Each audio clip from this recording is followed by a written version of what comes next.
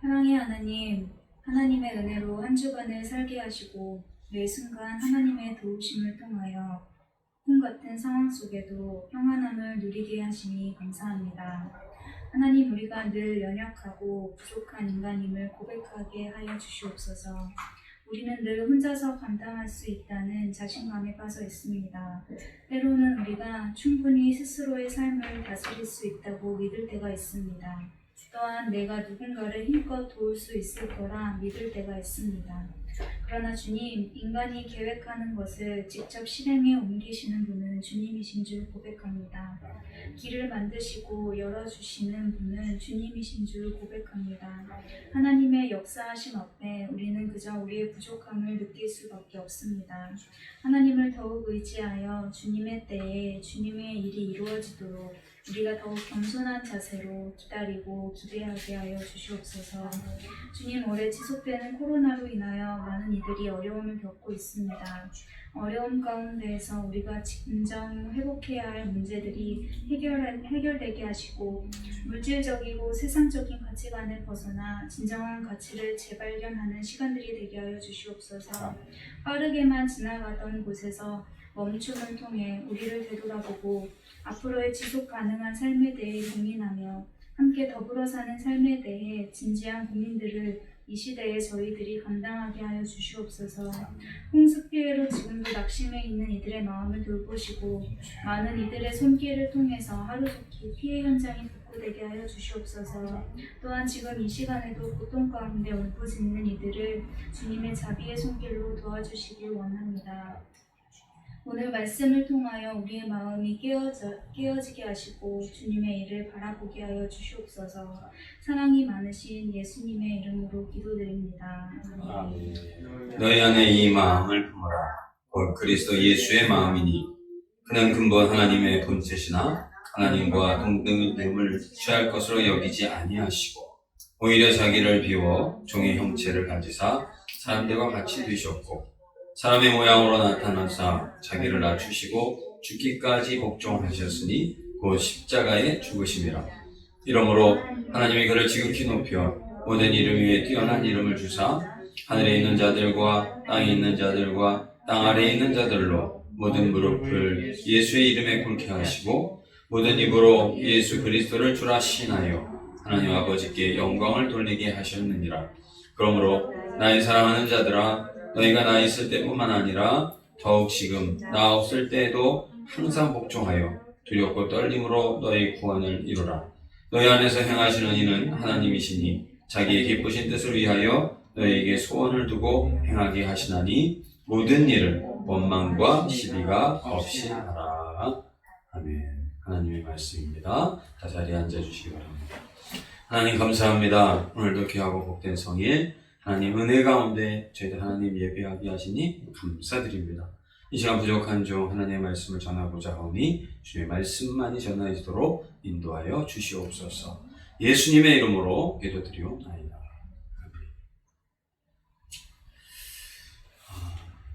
우리의 삶은 하루를 열심히 살고 즐겁게 살고 나면 저녁 때 치워야 될 것들이 산재해 있음을 발견하게 되었습니다.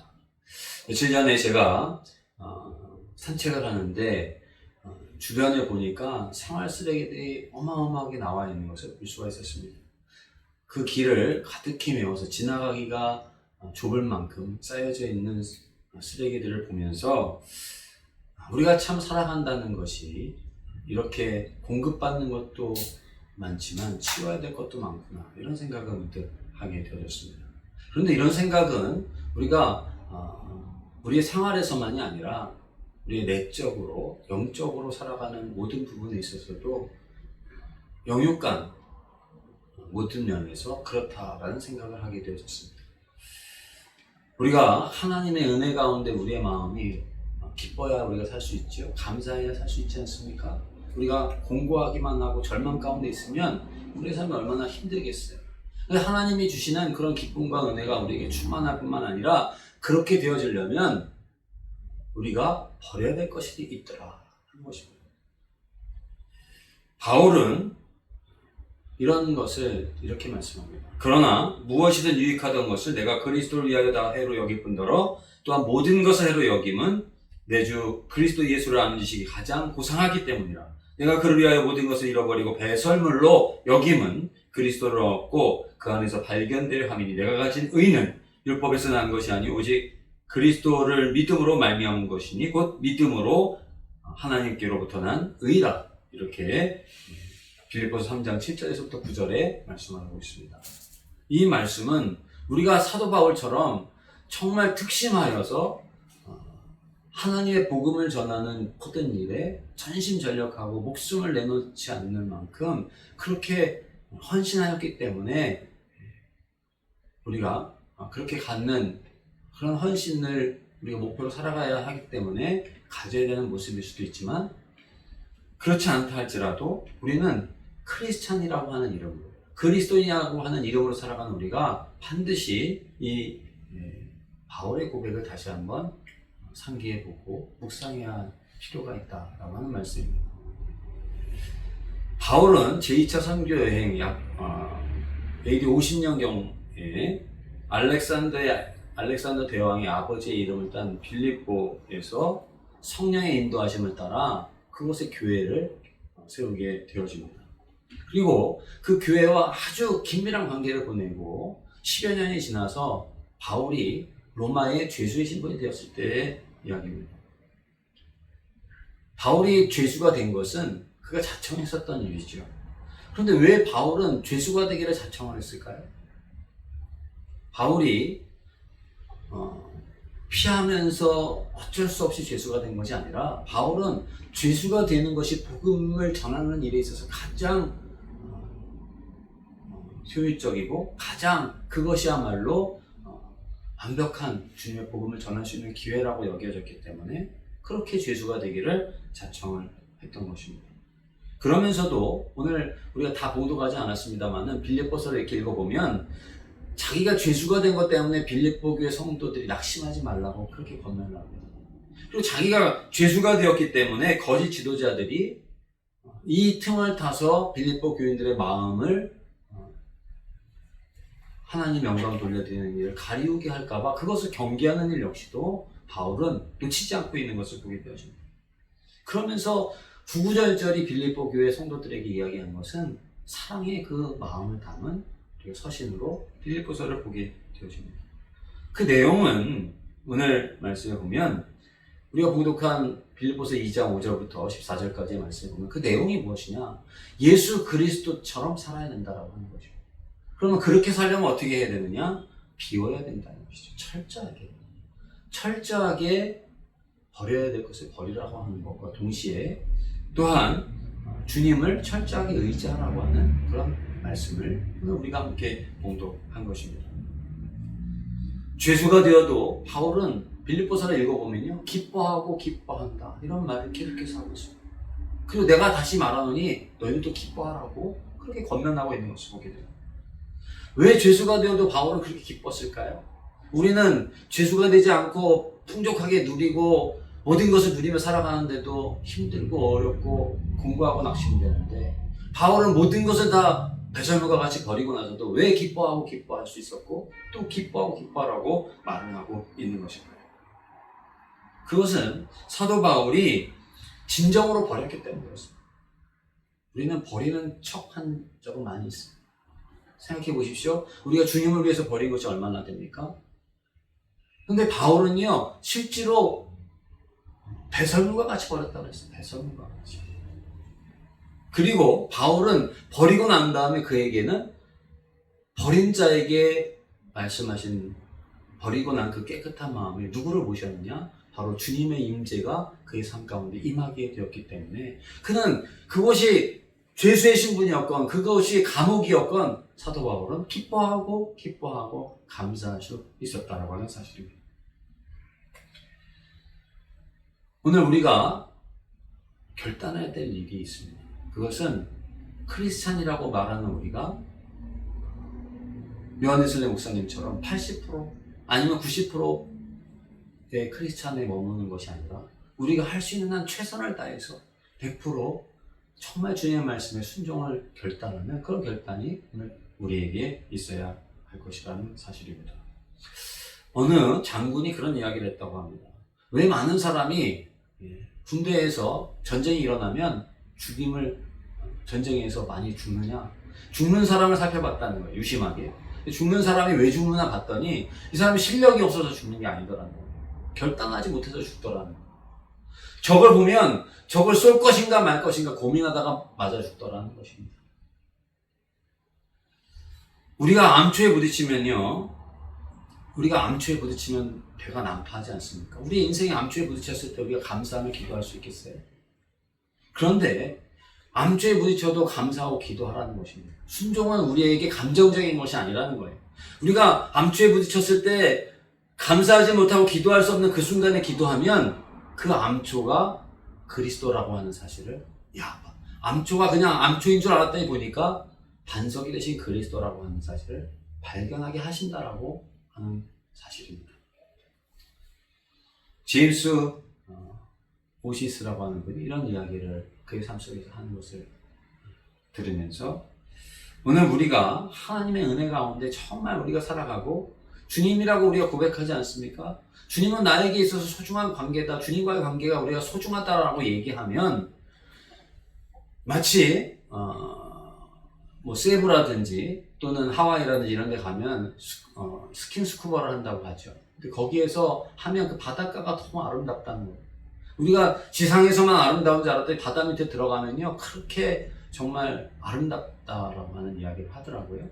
그런데 그곳에 우리가 들어가서, 예를 들어서 산소통을 메고 들어갔을 때 그 산소통에 공급되는 그 산소와 주님과의 관계를 그것이라고 생각을 하면, 우리가 그 관계를 끊어버리면 어떻게 되겠습니까? 하나님의 말씀을 끊어버리고 주님과의 관계를 끊어버리면 우리는 그런 삶을 살 수가 없는 거죠. 그런데 우리가 주님을 사랑하고 주님을 믿는 크리스찬이라고 하면서 그런 관계를 끊지 않고 살아간다라고 우리는 이야기를 하지만, 정작 그 스킨스쿠버로 들어가서 더 깊은 곳으로 내려가서 그 아름다운 광경을 우리 정신을 차리고 그것을 살펴볼 수 있는 그런 마음을 갖지 못한 채 그저 허덕이다가 내가 여기서 죽는구나, 내가 물속에서는 살 수 없는데, 이런 생각만 하다가 그저 물 밖으로 뛰쳐나오는 그런 모양으로 우리 크리스찬이 살아간다고 한다면 그건 참 아쉬운 일이 아니겠느냐, 안타까운 일이 아니겠느냐 하는 것입니다.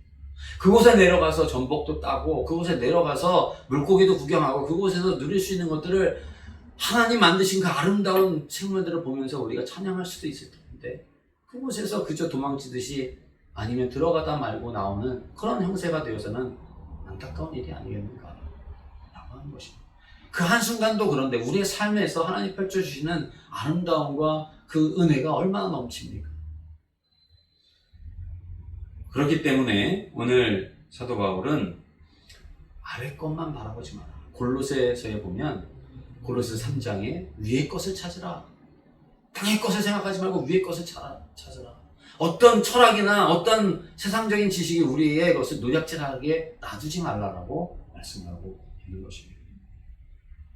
사랑하는 성도 여러분, 오늘 우리 주님께 우리가 주님께서 우리의 삶 속에 이러한 은혜를 베풀어 주시기 위해서 우리는 버려야 할 것은 버려야 될 것입니다.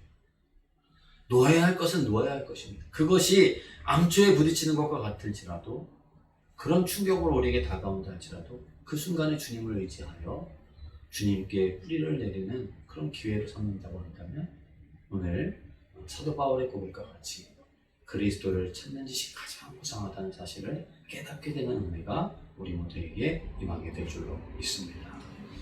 두 번째로, 우리가 그런 충만한 은혜를 경험하기 위해서는 주님의 주되심을 고백하며 살아가야 한다라고 하는 말씀입니다.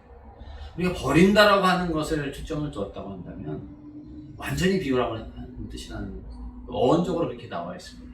케노시스라고 하는 뜻이 있는데요, 완전히 비울 때 그냥 비우지 말고 바울처럼 배설물과 같이 진정으로 비우라는 거예요.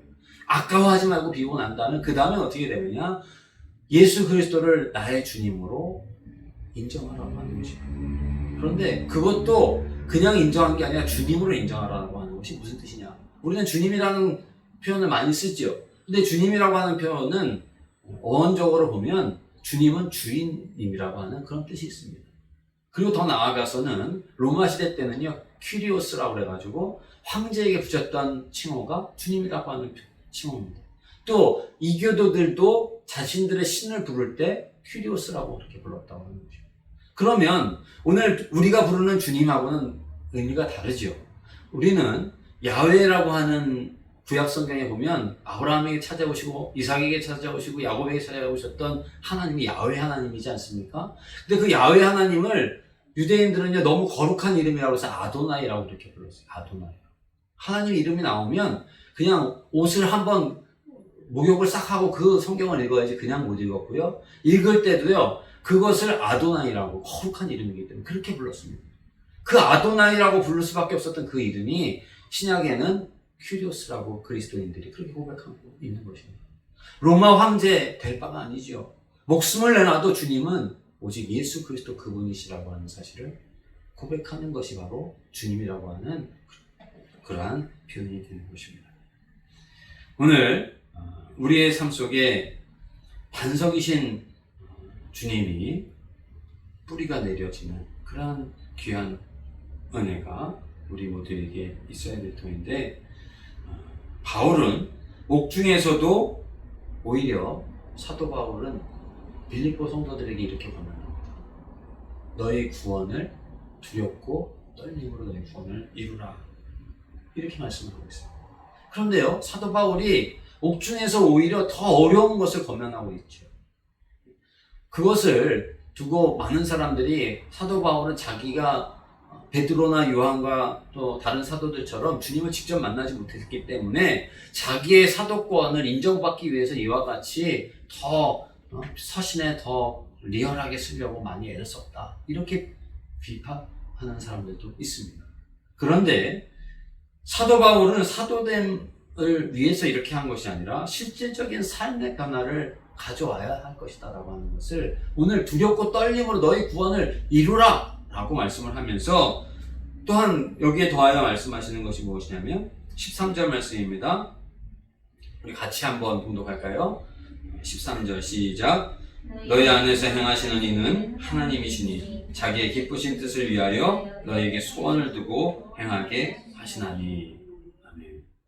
모든 일을 소원을 두고 행하게 하신다 라고 말씀을 하고 있습니다.